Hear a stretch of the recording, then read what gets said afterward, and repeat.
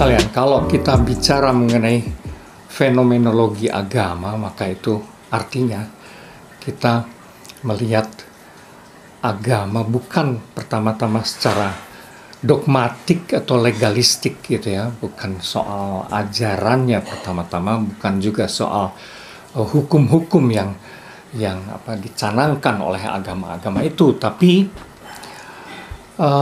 soal fenomena, bagaimana agama dalam dunia penghayatannya saat ini itu posisinya di mana, begitu ya, artinya menghadapi tantangan apa saja, terutama itu sih gitu. Jadi kalau kita bicara mengenai tantangan yang perlu dihadapi oleh agama agar agama itu tetap bermakna, tetap update gitu, tetap relevan dengan kehidupan sekarang, ya kita harus melihat beberapa hal sebetulnya. Ada sekurang-kurangnya 4 hal ya yang mengepung agama hari-hari ini tuh, khususnya di abad 21, yang saya kira belum pernah dialami sebelum-sebelumnya, karena si tantangannya itu tuh memang khas ya kalau abad 21 itu. Ada 4 tantangan sekurang-kurangnya gitu yang saya kira perlu dihadapi cukup serius oleh dunia agama itu. Yang pertama adalah yang paling mencolok, yaitu kecenderungan kekerasan, entah itu berupa fundamentalisme. Fundamentalisme itu artinya sikap yang mau betul-betul kembali ke kemurnian ajaran sedemikian, seringkali sangat harafiah ya gitu, dan dengan kecenderungan militanisme yang saking kepengen membela kemurnian itu malah melahirkan kekerasan dalam segala bentuknya. Bentuk paling ekstrim tentu saja terorisme gitu ya, tapi bentuk yang sedikit lebih lunak barangkali segala polemik, perdebatan dan sebagainya itu yang sangat agresif gitu. Nah itu tuh kenapa itu menjadi tantangan, karena sebetulnya orang suka tidak menyadari itu tuh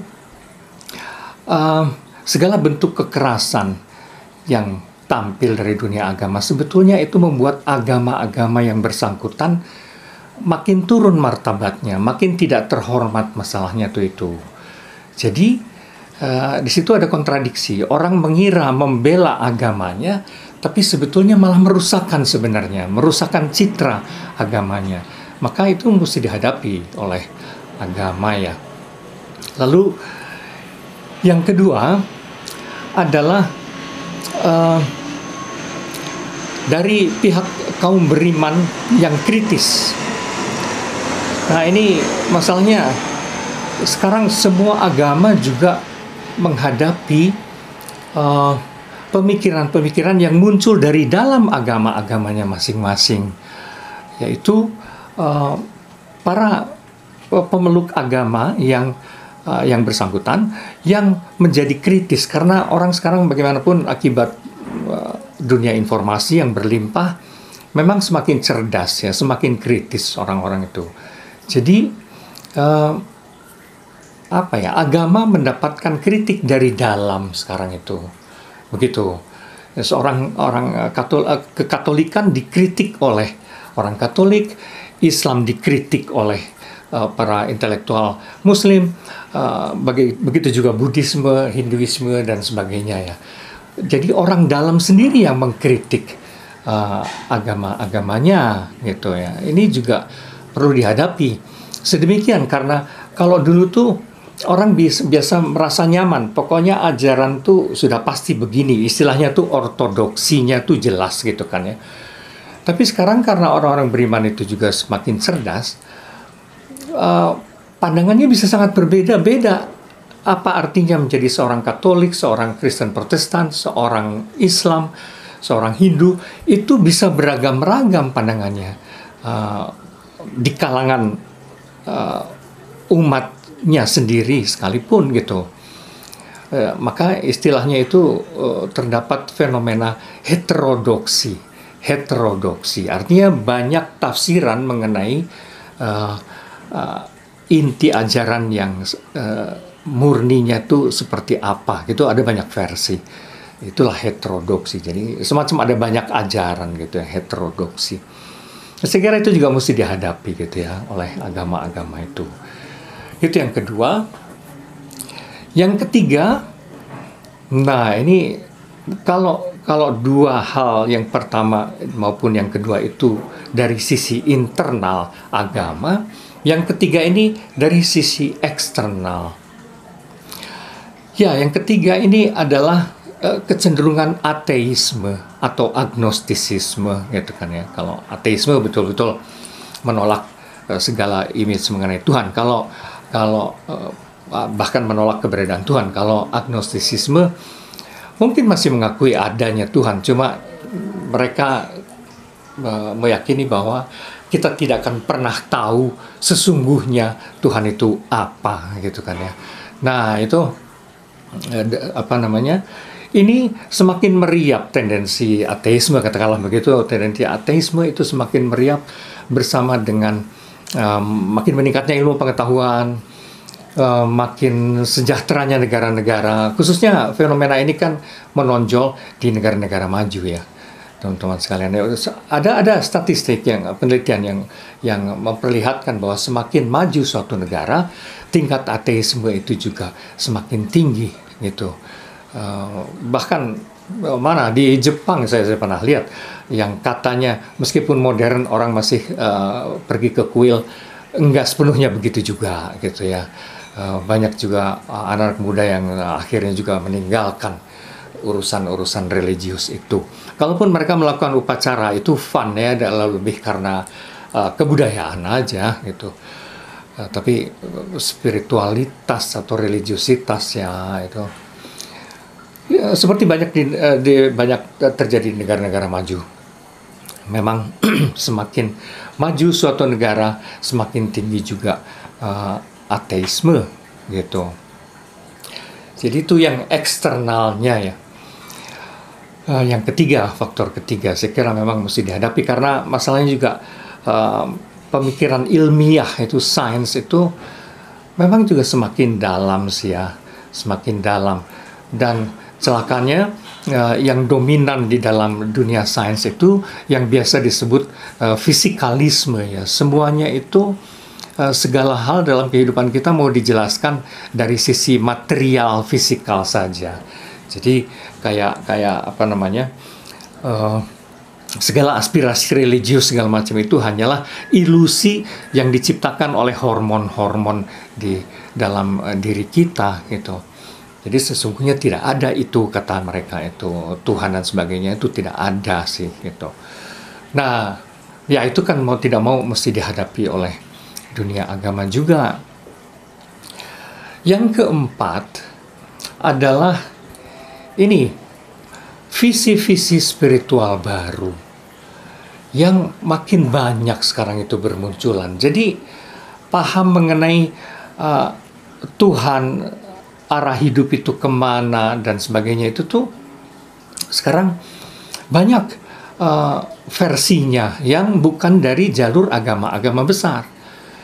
Macam-macam itu, bisa dari testimoni apa namanya, orang-orang yang mengalami pengalaman transendental, katakanlah begitu. Kan ada banyak macam ya pengalaman transendental itu, kan ada out of body experience gitu ya, orang keluar dari tubuhnya ketika mati suri misalnya kayak gitu ya.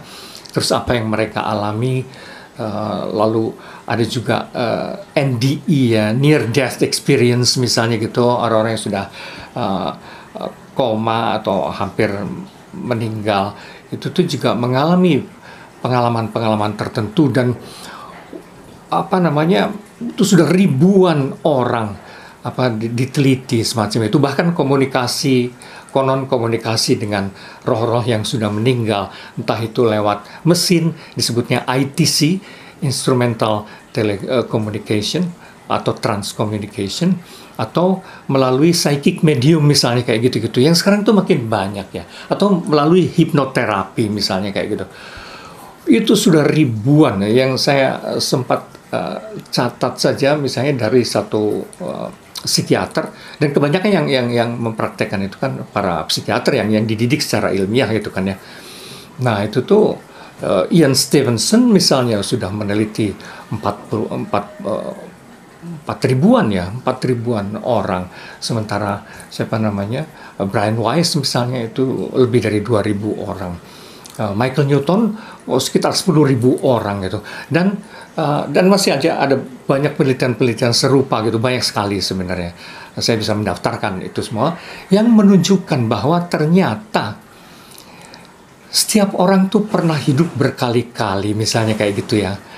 Jadi fakta bahwa ada reinkarnasi itu semakin hari semakin tak terelakkan kalau dari penelitian-penelitian semacam ini. Padahal misalnya agama-agama Semit hampir tidak bicara apapun gitu ya tentang fenomena reinkarnasi misalnya kayak gitu ya. Itu tuh. Lalu itu satu hal. Lalu pandangan juga bahwa dari aneka visi-visi mutakhir itu, satu contoh misalnya bahwa yang biasa kita sebut Tuhan, Allah, Brahman dan sebagainya itu tuh kalau dari visi-visi yang lain ini sebutannya bisa sangat berbeda. Bagi mereka ini adalah misalnya total field of consciousness misalnya kayak gitu-gitu ya.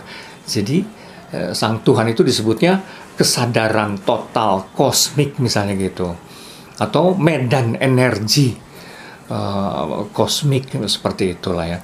Jadi itu, dan lebih banyak lagi sebetulnya pandangan-pandangan baru mengenai yang ilahi dan arah hidup kita dan sebagainya. Itu banyak sekali hal baru, dan celakanya untuk anak-anak muda sekarang itu lebih menarik, seperti lebih bisa menjelaskan kematian itu apa, kehidupan itu apa, surga itu apa, neraka itu apa, misalnya kayak gitu-gitu. Jadi mereka bisa sepertinya lebih nyambung dengan pengalaman kita. Misalnya kayak neraka atau surga, itu ada yang menyebutkannya itu sebenarnya hanyalah bukan tempat, bukan apapun juga, dan itu hanyalah state of mind misalnya kayak gitu ya. Itu kondisi pikiran kita sebenarnya, yang bisa dialami ketika kita masih hidup, tapi juga ketika kita sudah meninggal. Misalnya seperti itu. Jadi celakanya pandangan-pandangan visi-visi baru, visi-visi spiritual baru ini, tantangan yang keempat, seringkali sebenarnya lebih dalam, teman-teman ya, lebih meyakinkan kayak gitu. Nah itu kan bagaimanapun sementara dunia agama itu kan kita warisi dari konteks masa lalu ya, yang dalam banyak hal sebenarnya kalau kita kaitkan dengan fenomena sekarang itu ya tidak mudah gitu. Tapi saya kira kalau agama-agama mau lebih konstruktif, lebih update, ya memang dibutuhkan keberanian untuk menghadapi 4 tantangan ini sekurang-kurangnya gitu kan ya. Dan itu memang tidak mudah. Maka mata kuliah atau disiplin fenomenologi agama itu sebenarnya sangat penting itu ya. Bukan hanya pengajaran agama yang konvensional. Terima kasih.